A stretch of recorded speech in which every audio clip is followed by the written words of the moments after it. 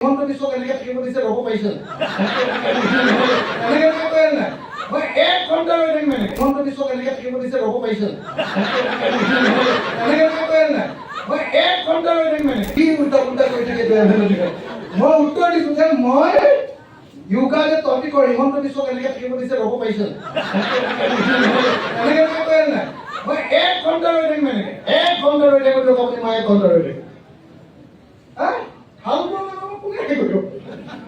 হিমন্ত বিশ্ব ৰ'ব নোৱাৰে দেখিছে নাই হিমন্তই নোৱাৰে অমিত শ্বাহেও নোৱাৰে আৰু এই হেৰি যে যোগী বুলি আছে যে যোগী বোলে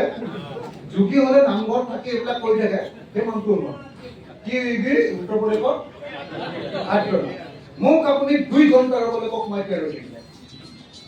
আমি খেতি কৰা মানুহ আমাক ক'ত পাৰিব গতিকে মই আপোনালোকক এটাই কথা কৈছো যে আপোনালোকে ভুল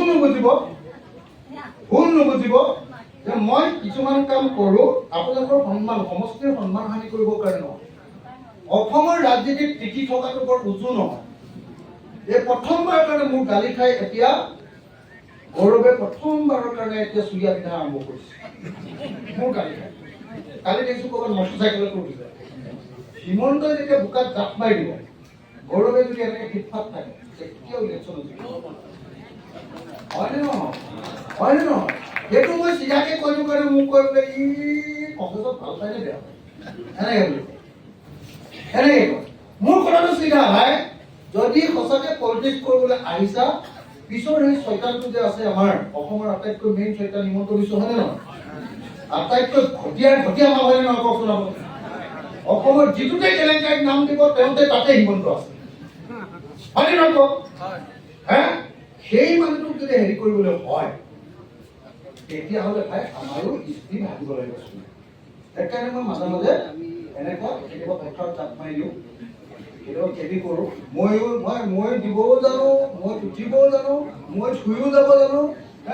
গৰু ঘৰতেও চলাব জানো গৰু ৰখাবও জানো আজি আমাৰ যিকোনো এটা পলিটিক্স কৰা মানুহক কৈ দিয়কচোন বোলে বেলেগ কথাটো বাদ দিলোঁ আপোনালোকে এই নাঙলতে দিলাদা জুৱলিখনৰ ওপৰত থাকে নে তলত থাকে সুধিবচোন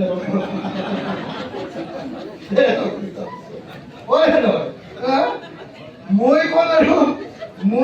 আৰু মৈ টকাটোৰ মাজৰ যোগ দিয়া যিডাল লতা সেইডাল কিহৰ সুধি চাবচোন আমি এইবোৰ বুঢ়া হৈ গ'লো